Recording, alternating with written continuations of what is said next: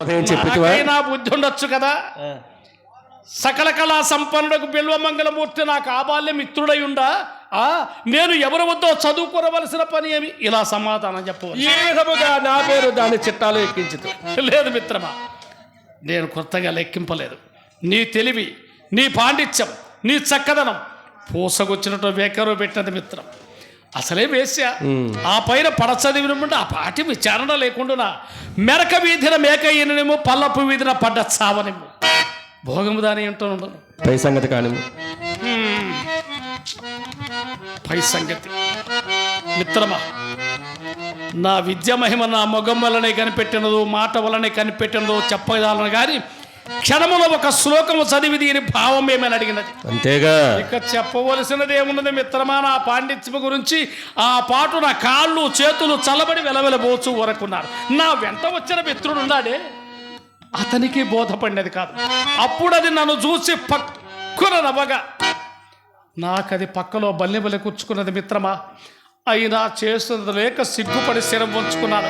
అది అంతతోనైనా నన్ను విడవక, అయ్యా ఇక్కడికి మీ సంగతి సంపూర్ణముగా తేలినది, ఇక మీ గురువు గారి సంగతి కూడా తేలగలదు, దీనికేమి సమాధానం చెప్పగలడో పోయి తెలుసుకొని రండి.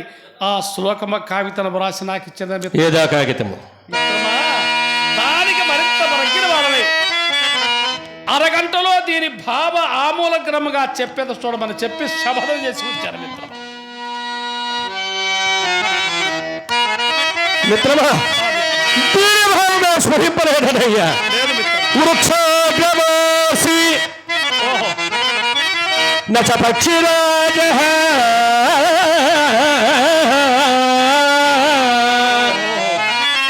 చర్మాంగధారీ నచ సోమయాజి త్రినేత్రధారీ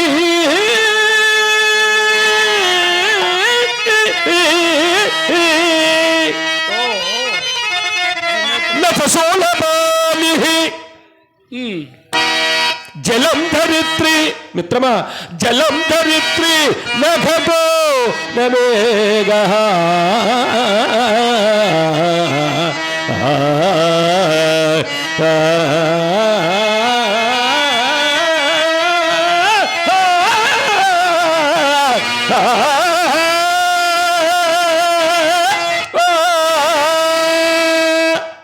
స్ఫురించుదా మిత్రమా? ముందుగా అర్థము తెలిసింది కదా మిత్రమా, భావం స్మరించుట. అర్థము చెప్పేది నేను. వృక్షాగ్రవాసి చెట్టుపై ఉండును, నచ పక్షిరాజ పక్షి కాదు, పక్షి కాదు, చర్మాంగధారి చర్మము ధరించుడును, ఓహో నచ సోమయాజి సోమయాజి గాడు, సోమయాజి త్రినేత్రధారి మూడు కన్నులుండును, నచ సోలపాని శివుడు కాదు, జలం ధరిత్రి జలము కలిగి ఉండును, నగటో కొండ కాదు, నవేగ మేఘము కాదు. మిత్రమా, ఈ సమస్య అంతా వెరసి నాకు ఇంకనూ ఇనప గుగ్గిలు నవ్వినట్టుగానే ఉన్నదయ్యా. దీని భావము టెంకాయ, నారికేళము, టెంకాయ, నారికేళం, నారికేళం, కొబ్బరికాయ. మిత్రమా ఎంత పని చేసినదయ్యా ఈ టెంకాయ, నా తలకాయనే పాడు చేసినది మిత్రమా. సరే సరే మిత్రమా, మరి ఇప్పుడే వెళ్ళి దీనికి సమాధానం చెప్పి త్వరగా రమ్ము, కాలాతీత మగుచున్నది. అలాగే మిత్రమా. టెంకాయ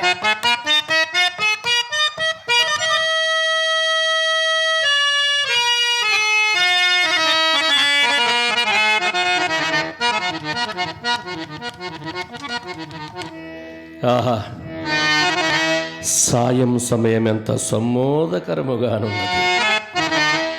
చల్లని పిల్లగాల్పులు,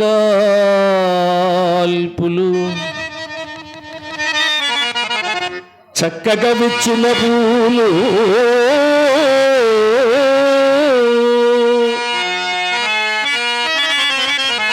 కెంపుతో ఉల్లసమాడు ఆకాశము, వ్యూహములోచను పక్షి సంతతు,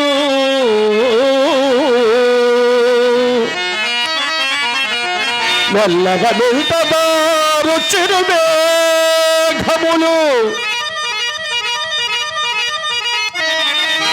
అయ్యప్ప రాత్రి వెలిగిన జిల్లదు సూర్యబింబము,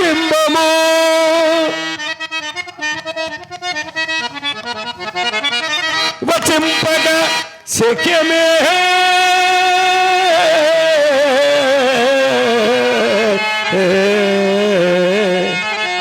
సంజ సంపదల్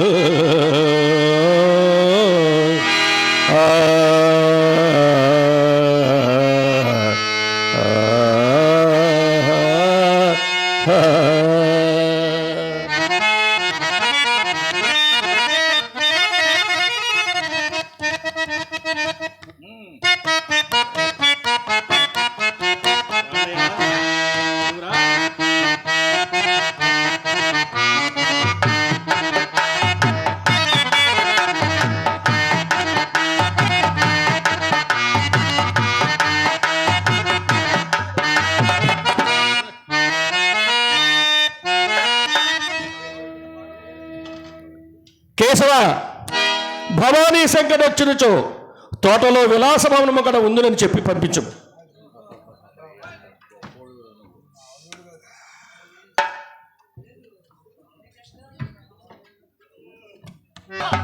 మిత్రమా, నీ విద్య మహిమాని ఇప్పటికి నిశ్చయముగా వెళ్ళలేని మిత్ర. అదెట్లు? కోటీశ్వర్లు కుంప చుట్టూ తిరిగిందా లెక్క చేయని చింతామణి కుక్క వలన నా వెంటబడి చక్కగా బయటికి వచ్చినది. అవును మిత్రమా. మా తండ్రి గారు వచ్చే సమయం కూడా ఆసనమైన ఇట్లు బయట లేపి వచ్చిటివా? అవును మిత్రమా. కానీ గత జల సేదు బంధనం ఎందులకు? అలాగే అలాగే.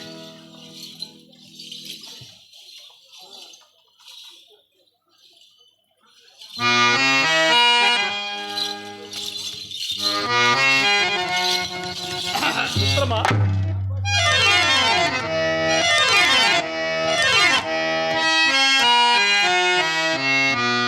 ఓహో, ఏమి ఈమె సౌందర్యం! ఈమె గనికయ్య లేక చక్కదనముల కనికయ్య. రెప్పలు అల్పకుండినను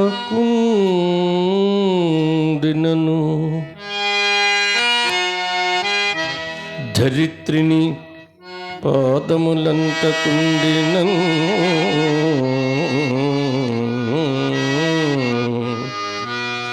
తప్పక రంభయో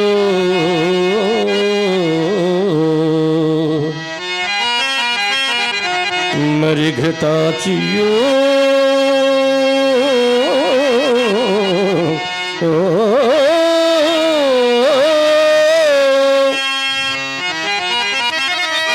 మెనకయో యతల్చు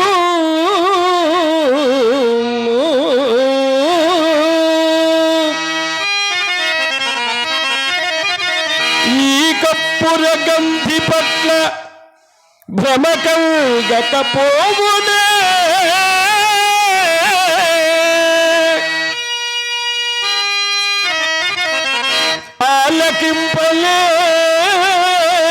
ఆలకింపలేదు ఇప్పురమందే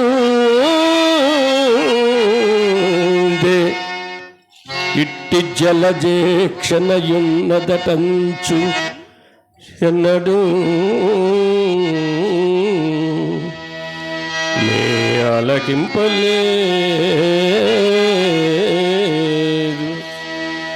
నే ఆలకింపలేదు.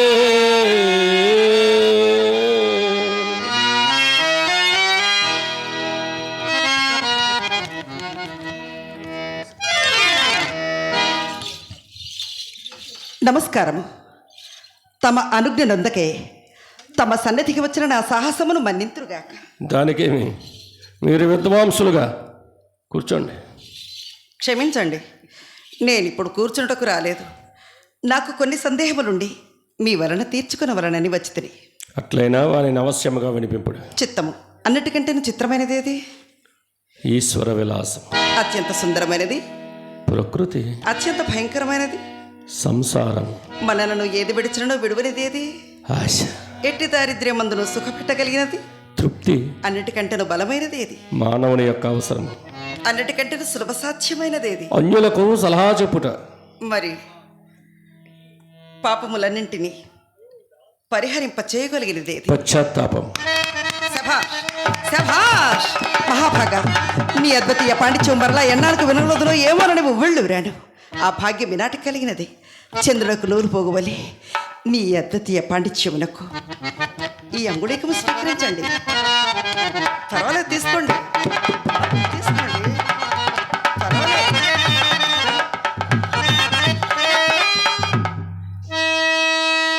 లైనా నేను కూడా నిన్ను ఒక ప్రశ్న అడిగాను, దానికి ఉత్తరం వస్తే నా చే నీవు కూడా బహుమానం ముందు. అవహితురాలనై ఉండాలి. మిత్రమా బండి చప్పుడు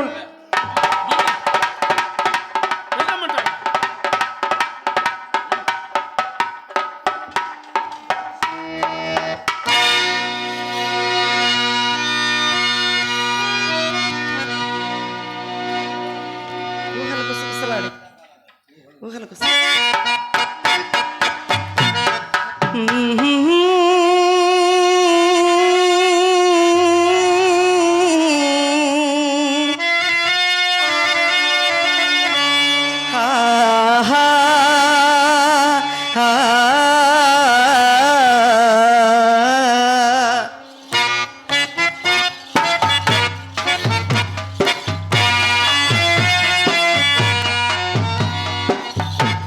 ఊహలు గుసగుసలాడే నా హృదయము గిసలాడే. ఊహలు గుసగుసలాడే నా హృదయము గిసలాడే. ఊహలు గుసగుసలాడే నా హృదయము గిసలాడే.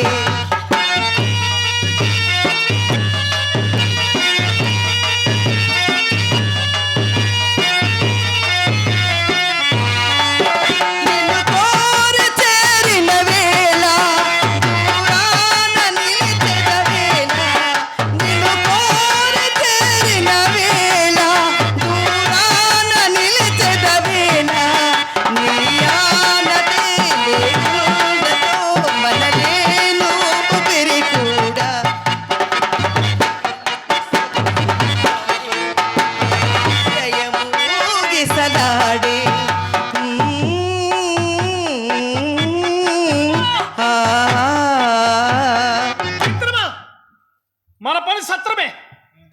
నాన్నగారు వచ్చారు. అమ్మయ్యో, అట్లయినా చింతామణిని పెద్దదారిని తీసుకుని పొమ్ము. నేనెట్లు పోయి నాయన గారిని కలుసుకున్నాను. చింతామణి, నీవు ప్రాజ్ఞురాలవు, ఇందులకై అన్యదా భావింపోగా.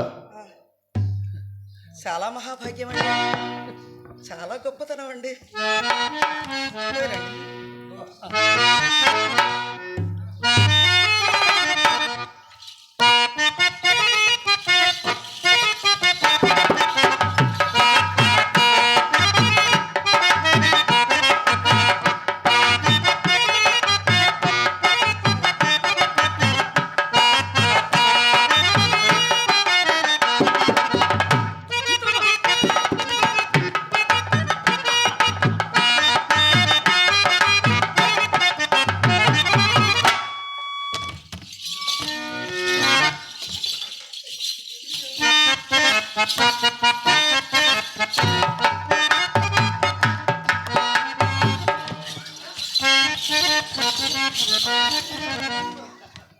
ఏంటండి? ఏం చెబుతావు, ఎవరి బాధలు వాళ్ళకుంటాయి. మంట, ఎందుకో కడుపు మంట. ఆహా, చెప్పేది కాదు, చెబితే తీరేది కాదు. పైన భగవంతుడు తెలుసు, కింద అనుభవించుడు. అవును, ఎంత 40 లక్షల కోసం నాటకం కాదు. అవునండి. మట్టి పద ఒట్టి వాళ్ళ నాన్నగారు. పదండి. అయ్యో బాబా.